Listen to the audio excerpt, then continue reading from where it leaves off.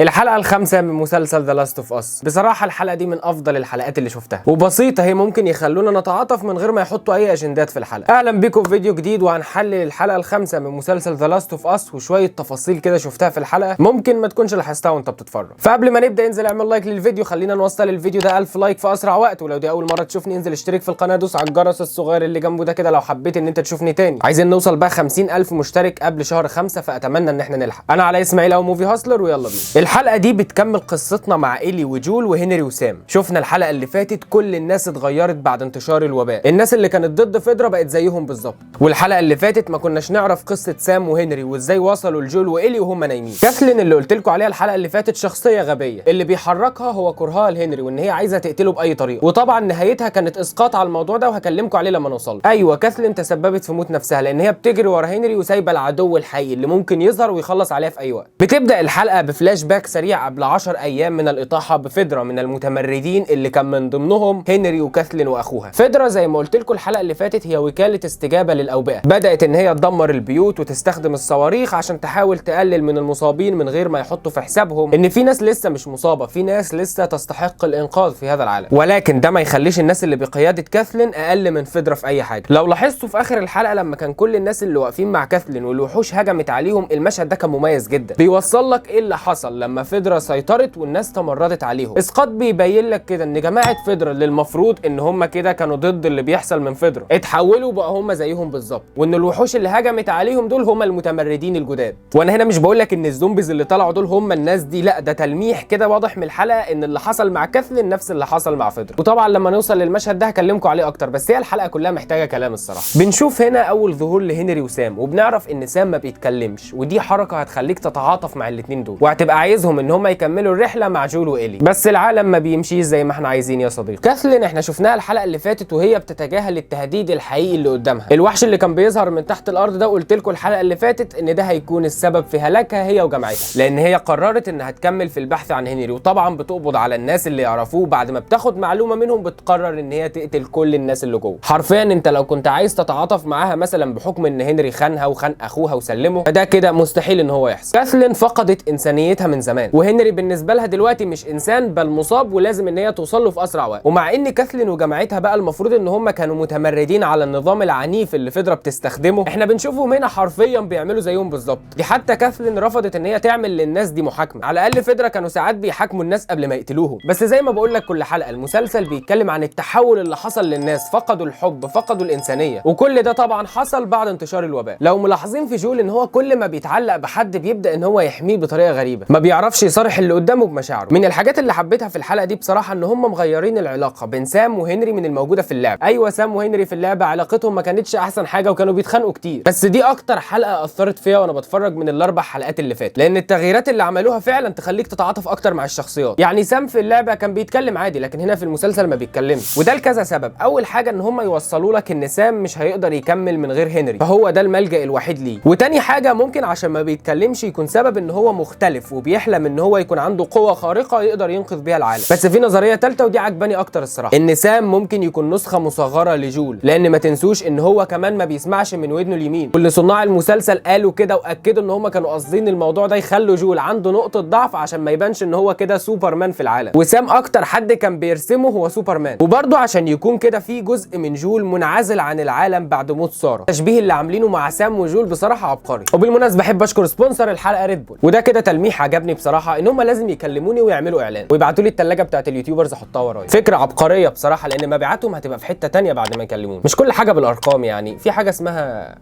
كل حاجه بالارقام الصراحه. المهم مفيش سبونسر ولا حاجه، نكمل الحلقه.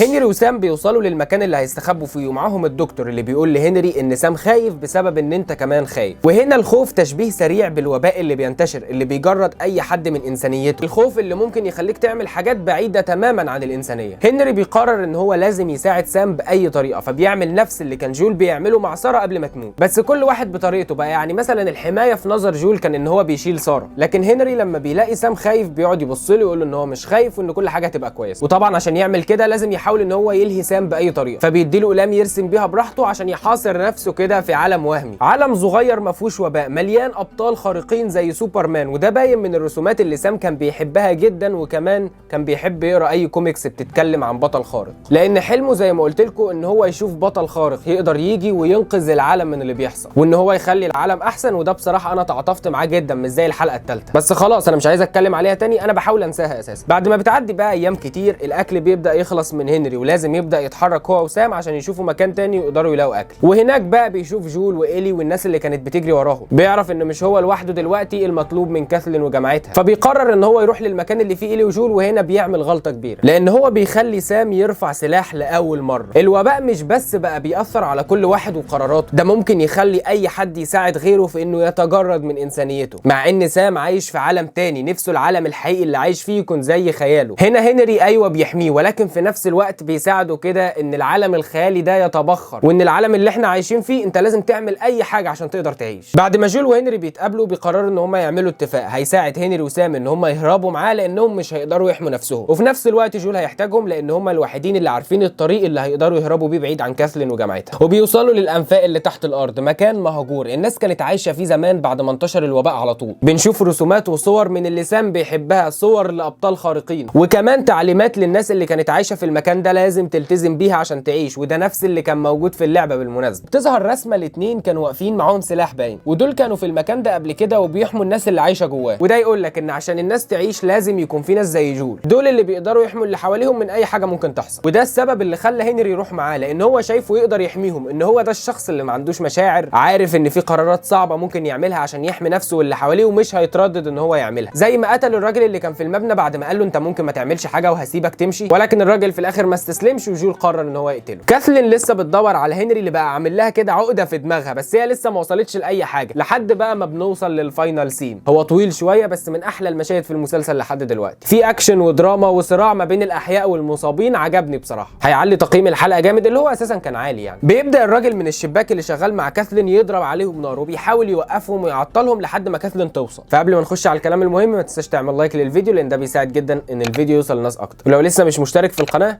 فانزل اشترك على طول، مستني ايه؟ وبعد كل ده في ناس بتنسى تشترك في القناه. انا حزين الصراحه، حاسس ان انا فيها دراما اوفر النهارده، صح؟ هو مش حاسس، هو متاكد. مفيش صياح تاني خلاص. جول واللي معاه بيتحاصروا، وهنا كالعاده جول هو الراجل اللي تقدر تعتمد عليه لو العالم بينتهي. بيهرب من وراه وبيدخل البيت عشان يقدر يوقف الراجل اللي بيضرب عليهم، وهنا هو هدده الاول ان هو ما يعملوش حاجه، بس جول ما عندوش تردد ان هو ياخد قرار صعب عشان ينقذ اللي حواليه. ولما بيسال إيلي ان هي واثقه فيه، دي اول مره يعملها. العلاقه بين إيلي وجول هي اهم حاجه دلوقتي، خصوصا ان جول بقى عايش عشان إيلي بعد ما كان ما عندوش اي سبب ان هو يعيش عشانه بعد موت ساره، وكان حرفيا كده شخص بيتبع الاوامر من جماعته. دلوقتي هو ممكن يعمل اي حاجه عشان ينقذ إيلي وما يكررش غلطته تاني. الحياه بتديله فرصه تانيه. كاثلين وجماعتها بتهجم عليهم، وكل ده محدش عامل حساب للوحوش اللي ممكن يظهروا في اي وقت ويخلصوا عليهم كلهم. انا بدات اشوف كده الحلقه دي متقسمه ل3 اجزاء، جزء للناس اللي ما تعرفش اي حاجه عن اللعبه هيتعاطفوا مع شخصيات لاول مره يشوفوها، وجزء للناس اللي لعبت اللعبه شويه نوستالجيا كده تخليهم يستمتعوا لان هم ممكن يكونوا عارفين الاحداث بنسبه كبيره، وجزء ثالث يبقى فيه تغييرات عن اللعبه عشان الكل يستمتع. ودي يمكن افضل معالجه ممكن تتعمل لقصه كانت موجوده في لعبه. بيبدا الاكشن بقى وهجوم كاثلين وعربياتهم، ولو تلاحظوا فجول بينادي عليهم وبيقول لهم اهربوا، وفي نفس الوقت بنشوف الكلمه دي على العربيات بتاعتهم رن، والكلمه دي مكتوبه عشان اي حد يعرف ان لو العربيه دي جايه ناحيته يبقى هو كده في خطر ولازم يجري. جول بيبدا يحمي إيلي من اي حد يقرب لها، وبنشوف الوقت اللي إيلي وقع فيه هنري بيجري وبيساعدها. ولو انا فاكر صح في اللعبه ففي مره هنري كان هيسيب جول ان هو يموت، واتخانقوا طبعا بعدها، ولكن انا لاحظت ان هم هنا في المسلسل الموضوع مختلف، لان حتى هنا هنري بيقرر ان هو يسلم نفسه لكاثلين، بس قبل ما تقتله الارض بتقع وبيطلع كل الوحوش اللي كانوا مستخبيين تحتها. مش بس كده، لان مين بقى اللي بيظهر؟ الوحش اللي كاثلين كانت بتتجاهله الفتره اللي فاتت، وحش مصاب عمره اكتر من 20 سنه، شكله بقى غريب، حجمه اكبر من الوحوش العاديين، وكمان الطلقات مش بتاثر فيه، ده من اخطر انواع الوحوش الموجوده. الوحش بيهجم عليهم وهي وجماعتها بيموتوا، وهنري وسام وإيلي بيهربوا مع جول. وعجبتني فكره ان إيلي فكرت ان دمها علاج كده وهتقدر تساعد سام بكل سهوله، بس ده مش هيحصل. تاني يوم بنشوف سام ان هو اتصاب وبيهجم على إيلي، ولكن في النهايه هنري بيقتله وهو كمان بيودع في نفس الوقت. الحلقه دي فعلا من افضل الحلقات، وعلى قد ما المسلسل كده يبان لك ان هو بسيط بس هو معقد، كله معاني عن الحب والانسانيه وايه اللي حصل للبشر بعد ما الفطر ده انتشر وقضى على الامل الموجود في البشريه. نوصل بقى لتقييم الحلقه ال5 من مسلسل ذا لاست اوف اس.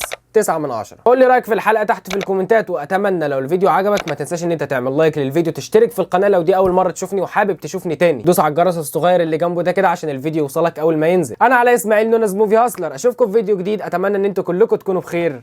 سلام.